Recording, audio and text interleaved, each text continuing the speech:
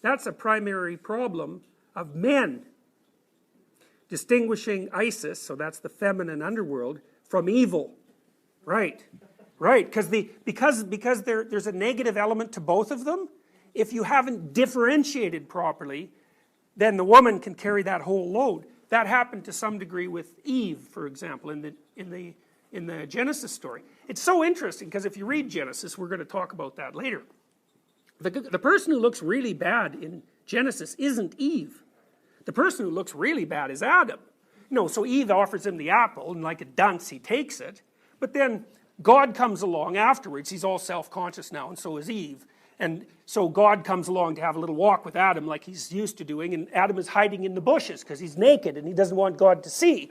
And so God calls him on it, says like, hey buddy, I can see through bushes, come out here where I can talk to you.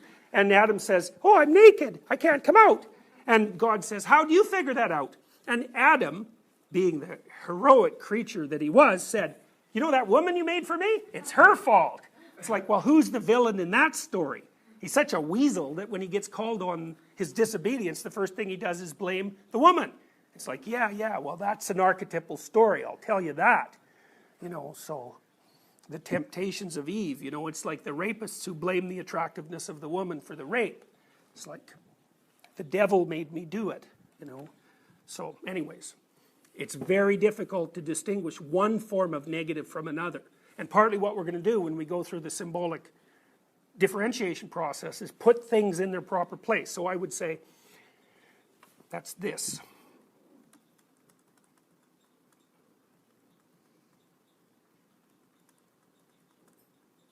Whoop, that's the wrong direction, sorry. I want to show you this one diagram and then we'll stop.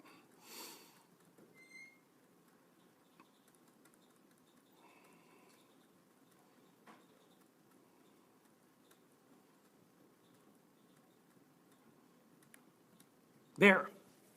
So, for me, that's the map of the symbolic sphere.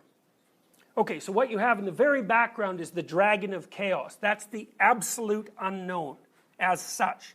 So you can think about it as the chaos from which everything else emerges. So that's the unknown unknowns. Okay.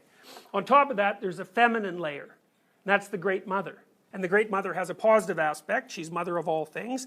And she has a negative aspect. And she's the angry Tiamat, the force of death that pulls all biological creatures back into her grasp.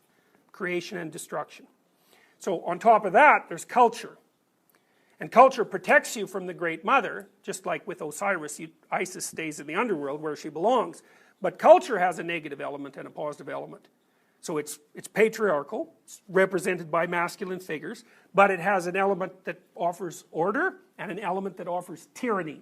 And there's always a balance between those two. And so, if you're a conservative, you think, hooray, order, and if you're a lefty, you think, oh no, tyranny. And you're both right? Because every organization tends towards tyranny and supports you at the same time, so it's right.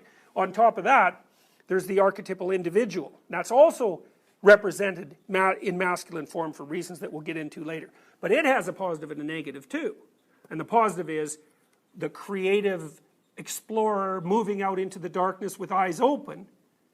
And then there's the counterpart of that, which is the thing you shake hands with when you're Romeo Dallaire and you shake hands with...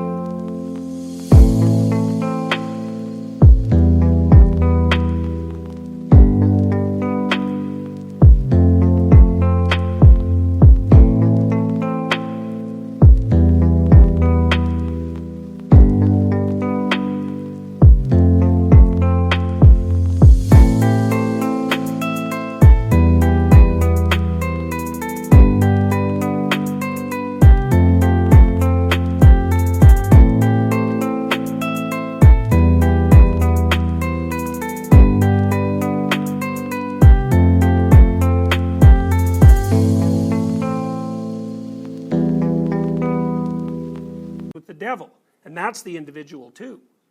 And one of the things you can think about this, but one of the things that I really like about this map is that I think it's the antidote for ideology.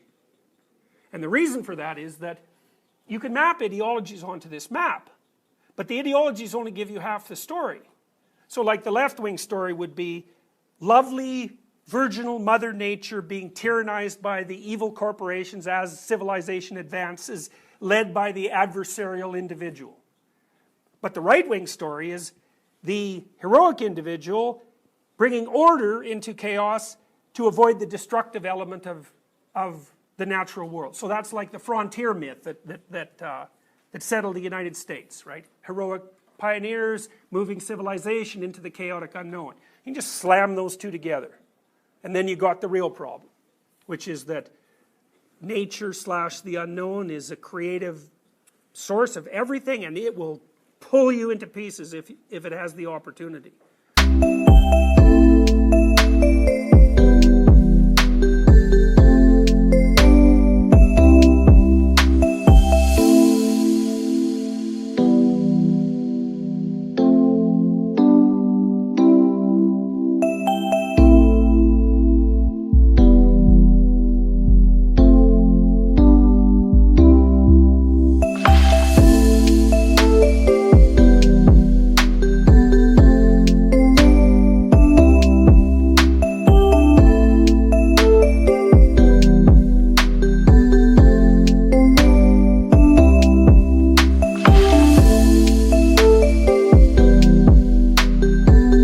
And then culture, it's like, you can talk and it's warm. You better be happy with culture. But the probability that it's going to take you and crunch you and try to turn you into a cog is like, yeah, that's what it's going to do. That's what it does. And then there's you. Well, yeah, you're wonderful, interesting, great creature, but look the hell out. So, and that's right. And I think the archetypal stories do a lovely job of continually bringing those elements together. So, well, okay, so that's good enough.